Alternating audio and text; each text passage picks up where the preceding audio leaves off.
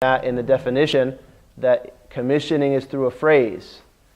And as we mentioned in a previous lesson, only marriage and the kind of contract we did called salam have a specific phrase, and commissioning doesn't have any specific phrase. So you could say, be my wakil, I'll commission you to do this, I authorize you to do that, or you could just say, could you take care of this for me? Just anything that conveys that meaning, that makes them understand that you're commissioning them to do this type of transaction. And in this case, it doesn't need an acceptance. All it needs is for the other party not to refuse. So if he said, would you pick this up for me? And then he doesn't refuse, that entails commissioning. And similarly, the one being commissioned could make the phrase and the other person not reject it. So he could say, well, I'll pick it up for you, or I'll receive it for you, or this or that. I'll be your agent in it. Let me take care of it, or something. Whatever would understand that meaning that he was being commissioned, and then that would be acceptable. And then what about the article or the type of dealing that is being commissioned? And that's another part of it. In previous dealings, you might have to know everything about the article. So for instance, if it was a sale, you had to know the quantity and the description and so forth. In the case of commissioning, you just have to know some part of it. Like you can't say, I commission you to do everything for me. You're my wakil in all of my affairs. But you could say, you're my wakil in selling my merchandise. And you don't have to say, you're selling 20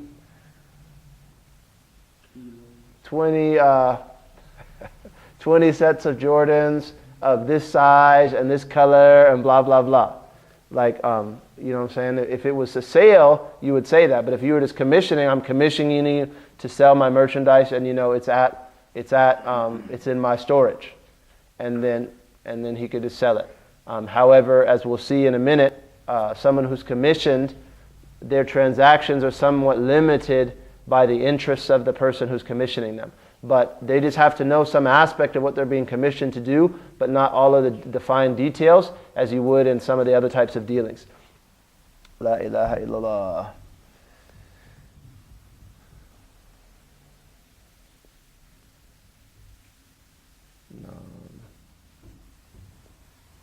Let me make sure we covered that.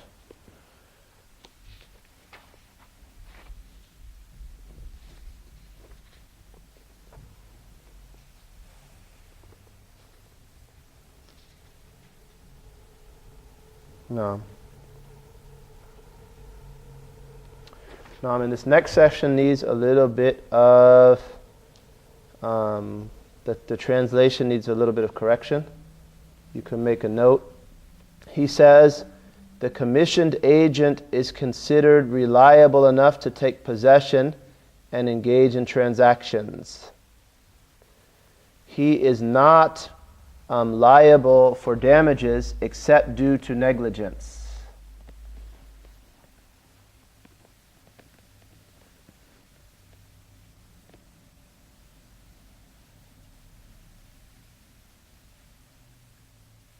Yeah.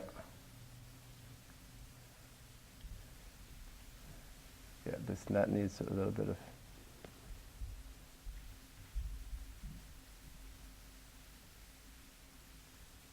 Yeah. Now,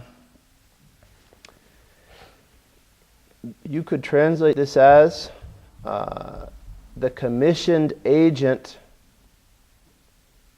is a trustee. The conditioned agent is a trustee.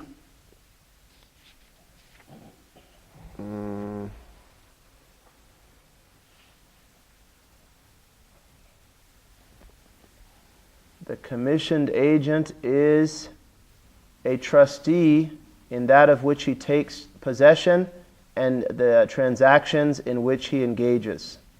So that's how that line could be translated. The commissioned agent is a trustee in that of which he takes possession and in the transactions in which he engages. And there's a ruling there. And basically in transactions, you have someone who's ameen, and they say that his possession of the thing is called yed amana. And basically what that means is that someone else entrusted this to that person. And yed amana is not responsible for the thing that they're holding unless they're negligent. And then there's a kind of yed that's called a response, that they're responsible for it. And it's called yed damana. So they're responsible for its loss even if they're not negligent. And basically when you go through dealings, this is the first time this question has come up. Actually, it might have come up in a previous one, but in any case, this is the first time it's come up in the metin. Sometimes someone who holds something is yed amana, and sometimes somebody holds something is yed damana. So sometimes it's the hand of a trustee that he's just been entrusted to deal with this. So he's not responsible for its loss because actually he's doing a favor to the one who entrusted it to him. But so if, for instance, his house burns down and the merchandise burns down with it, and it wasn't his fault, he's not responsible to replace it. However, someone who has the hand of damana, who's the hand of a responsible party, that person is responsible if the thing is destroyed by natural causes. Basically, if it's lost, he's responsible for its loss. So in this case, if we revisit this question, it says the commission agent is a trustee. Is a trustee in that of which he takes possessions, and in the transactions in which he engages, he is not liable for damages except due to negligence. And that's basically the same with all trustees. So that's a maxim in dealings. That if someone's hand is the hand of a trustee, meaning that they've been entrusted to, for instance, keep this for safekeeping, to be a commissioned agent. Another example is someone who's renting. That person isn't responsible if the thing is damaged without negligence, as opposed to someone whose hand is a hand of responsibility, like someone who borrowed something without paying rent for it. So like if someone loans you their car, you have a hand of damana, a hand of responsibility, whereas if they lease you a car, it's a hand of amana, and you're only responsible for damages that are due to negligence. And this is another example. So someone who's entrusted something, and their hand is what we call the hand of someone who's entrusted, they're a trustee in that, they're only responsible for damages or loss that's due to negligence. Whereas if someone takes it in responsibility, and inshallah we'll see some chapters where that's the case,